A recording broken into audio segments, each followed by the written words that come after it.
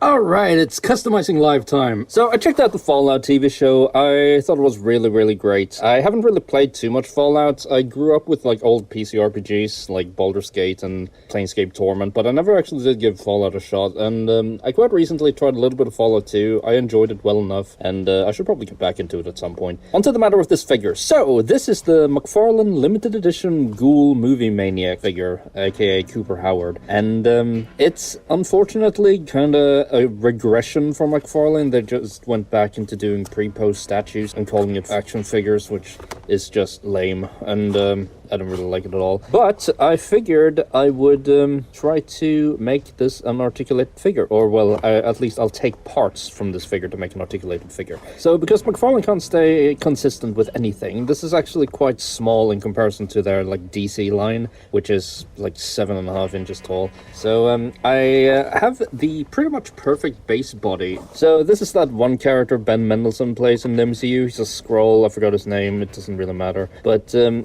his shirt, like the blue shirt, and just like the fact that he's wearing regular pants is pretty much perfect as a base body, I think. And then I'm gonna add this coat, and I'm gonna paint it up. It's not gonna be like this, like normal brown. It's gonna look a lot dirtier and muddy like this one.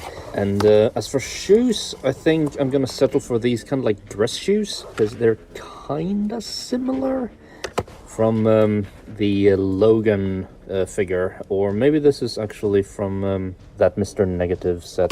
And then for the waistcoat, I will use this from a J. Jonah Jameson figure. So it's time to cut this guy up and see what we can do. But first, I'm actually going to just show how easy it is to remove this jacket piece. Boom, done. And then we're going to give it some nice washes and everything to... We're basically going to try to grime up everything so he looks like, you know, good instead of this shiny. So hopefully the head is just going to come off. I've heated everything up, and as you can see here, the glue is fortunately giving in. Just need to pry a little bit more. You can see down here, this is like one really big peg. So, got the head loose, and fortunately, well, unfortunately rather, because I was planning on having this as just like a fodder body, but unfortunately they did a really stupid thing where the entire neck is part of the head, so it makes it just more annoying to customize it, because not a lot of heads are attached to the neck in, well, in Marvel Legends at least. So, I have the head here. It looks to be a pretty decent fit in terms of size. I was kind of worried at first because this head is a little bit bigger. You can see like here. But then again, this guy's head always looked pretty big on this body anyway. So I think we can cut away here, making like kind of a straight line. Hat makes it a little bit annoying to cut. Also, this hat has gotten a little bit warped by the heat, but I can reshape that later.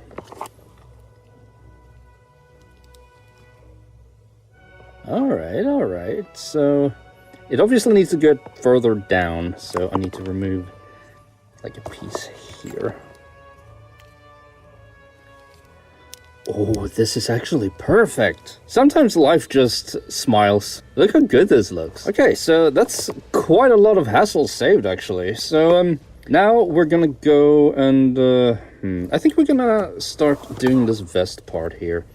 So, this is unfortunately not a full piece. It's kinda soft here, and then this back piece is just hard plastic. So I'm gonna try to cut off everything as nicely as I can, and hope it's not too annoyingly glued the rest of the way.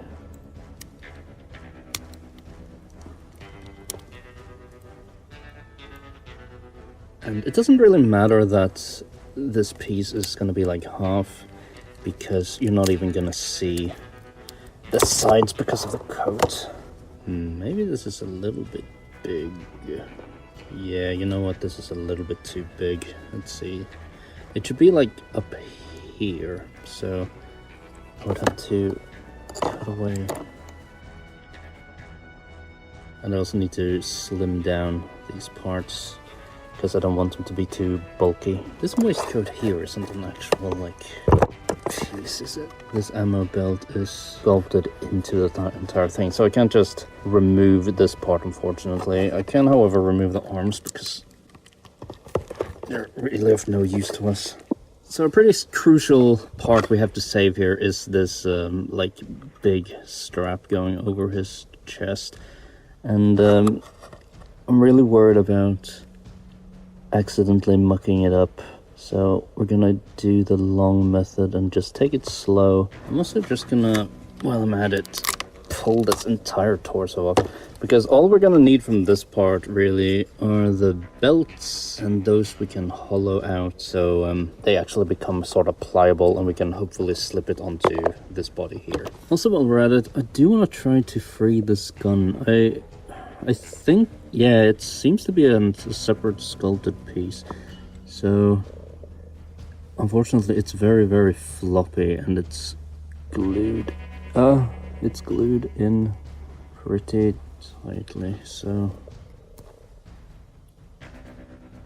there we go. Unfortunately, it does have this, like, peg part here, but maybe that will actually just make it easier for whatever new gripping hands. Like, I'm not going to use these because they're flesh colored, but maybe they'll just fill out space a little bit. I don't know. That's a problem for a later point.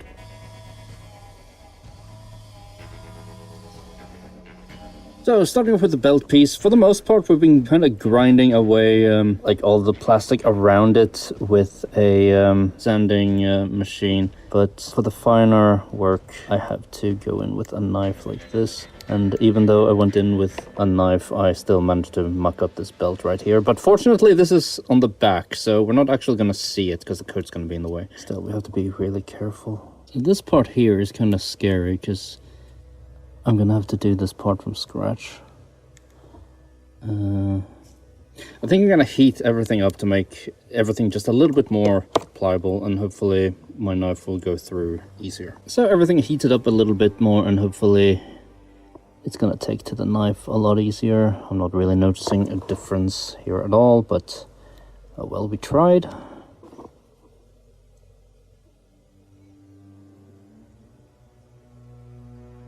Okay, so we have the belt piece here, and now comes the part where we just kind of work the knife around the edge like this and just make it thinner, more pliable, and we also clean up some of these edges.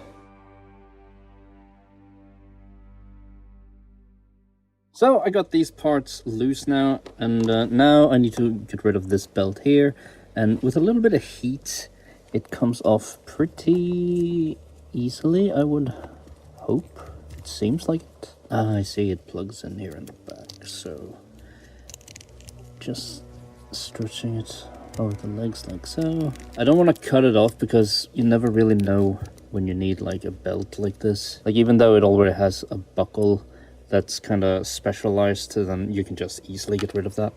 So I'm actually curious.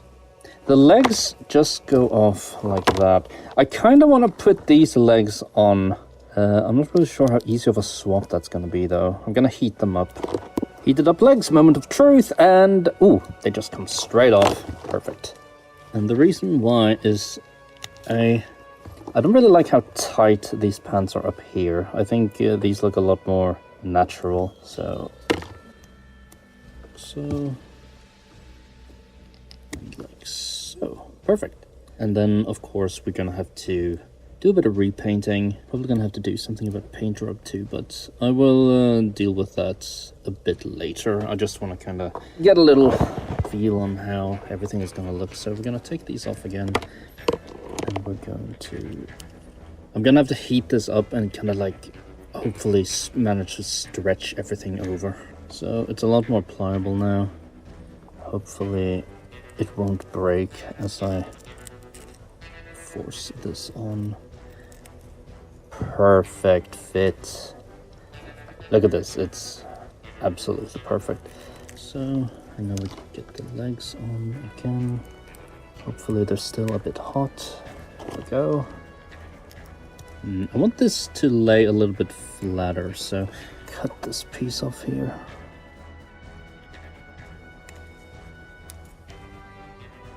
There we go, that's considerably better. Still a little bit here though. Oops. You see, like this is what happens when you don't really pay attention to what's going on. I'm gonna have to glue that, but it's not too much of an issue. Anyway, point is, we managed to kind of do the hardest part. I'm also gonna clean up the belt a little bit too here. Then we have the waistcoat here, and I cut off quite a lot of like material from it, like especially up here, and that's because I want it to be as subdued as possible. Still a bit high there.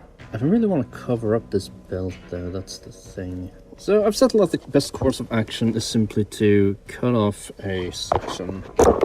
So like one button should be enough, like so here, and then one here.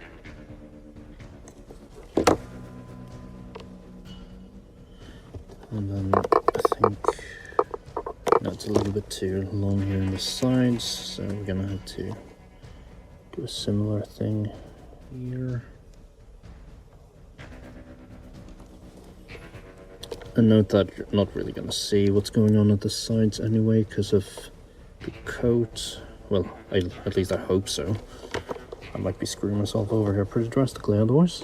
And I also don't really mind if it's a little bit tattered because he was buried for a very long time in that coffin. Let's just see where we are. There we go, I like that quite a lot.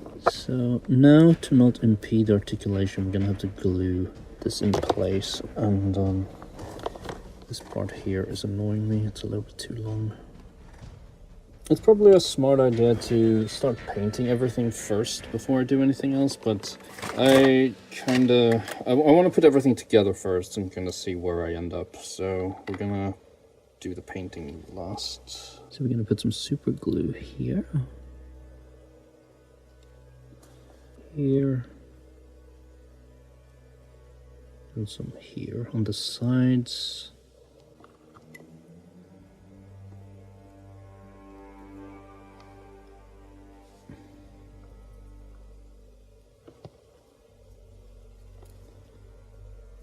Just gonna let it get a little grip here first, and then start pushing everything to the side here. Hopefully the glue will set, and it already has on my fingers.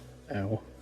So the idea here is that this articulation is still gonna be usable without the glue giving away, and I'm gonna give it a few more moments to really set.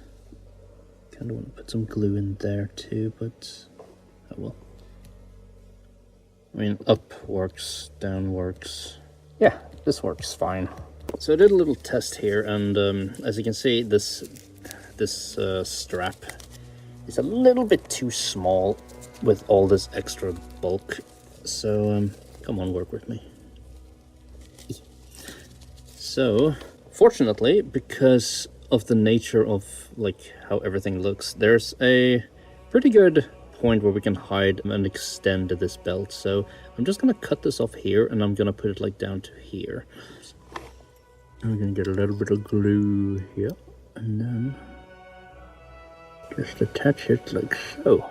So this looks pretty awesome, I would say. I mean, the coat looks terrible, but we're gonna solve that with some paint. Also, I think this is gonna be a good time to show off how to remove paint rub. And for starters, we're gonna remove the pins here. Hasbro's doing this like a little bit harder now, since they're doing pinless joints and stuff, and I'm not really a fan of it. But for this particular case, we can go ahead and prep the joints. So first off, what you want to do is you just want to heat up these joints. So when you've heated up the joints for a bit, they get all gummy like this.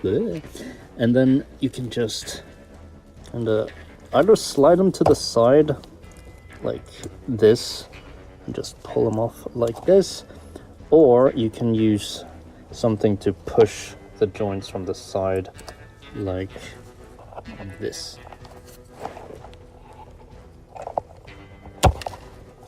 And then the thing comes flying out. but you can grab this part, and this is what you want. So you're free to pretty much do whatever here.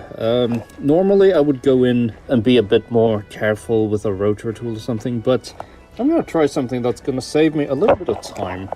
So what you want to do essentially is you just want to remove a lot of the plastic here, like this, and because this is the part that's going to rub against it. But you want to keep this bit here because it kind of makes it a little bit more stable. So I'm going to do something I haven't done before. I'm going to cut there, like so.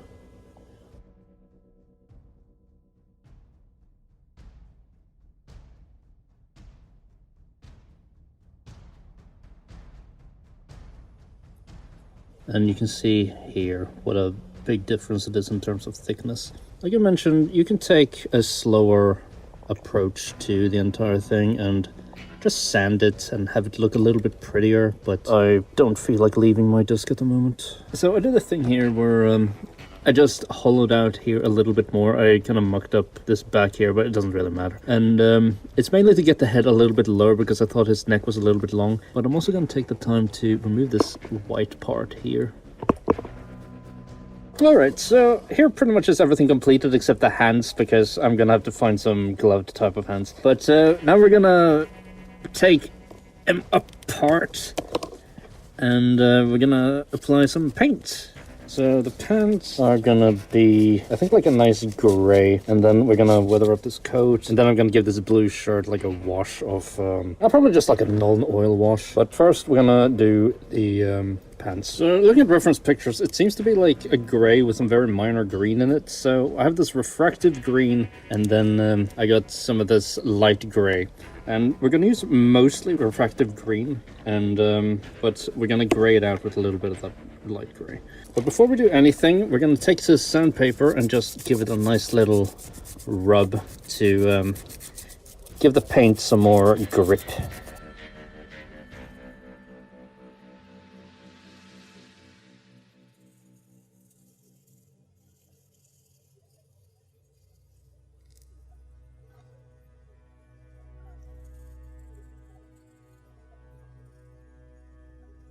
So now it's time for the black wash, and we're going to go pretty heavy on it. This is going to dull everything down and also make everything look a little bit more realistic.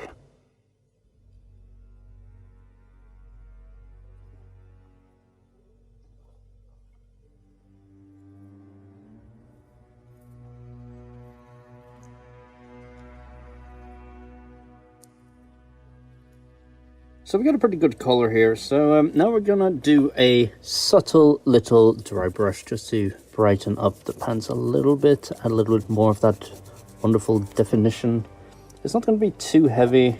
I don't want it to be too noticeable. I just want it to be, you know, catch those highlights.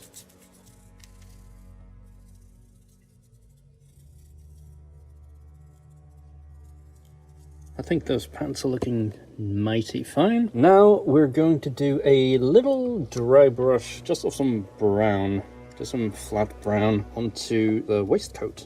So right now it's completely black. Just gonna dirty it up a little bit. Nice little dirt on it. So this coat is very brown, so I mix some gray, some of that refractive green, and some really dark brown, and we're gonna add some more of that dark brown.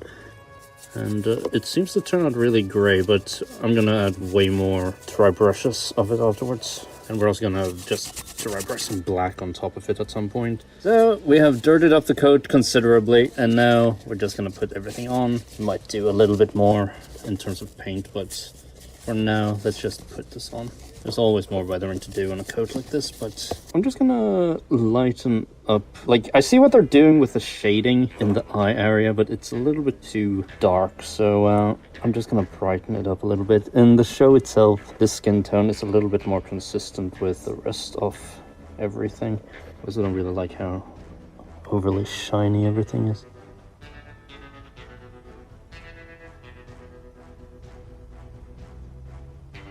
Might have to darken this a little bit. So here we go, Cooper Howard, aka the Ghoul, completed. And quick little run through. So the legs are from the Logan 2-pack Logan figure. They're just repainted. And then this torso all the way down here is the Talos figure from Secret Invasion.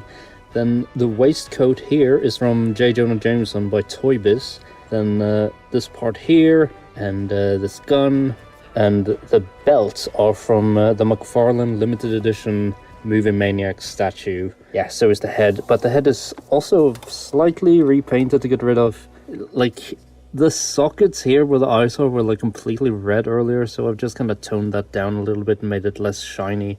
And I've also dry brushed a little bit of, like, kind of like a pinkish red on top of everything. And the head is attached with the entire neck, but the articulation works just fine because that's kind of how I planned it out. And the coat is a soft goods coat by, I think it's from GPS Slot on eBay. It's not specifically made for this character, but it was just a brown coat I had laying around, and it just kind of ended up looking really good on this body. As you can see, the coat is very, very worn.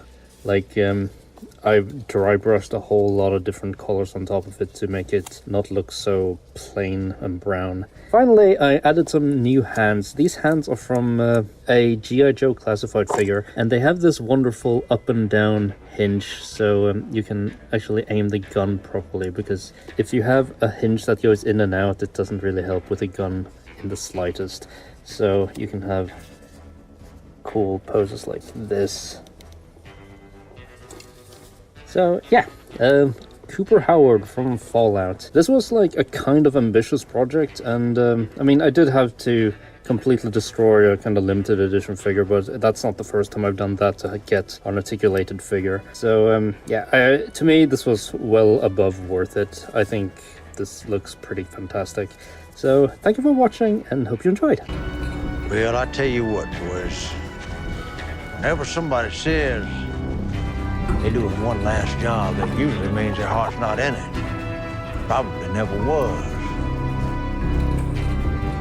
But for me, well, I do this shit for the love of the game.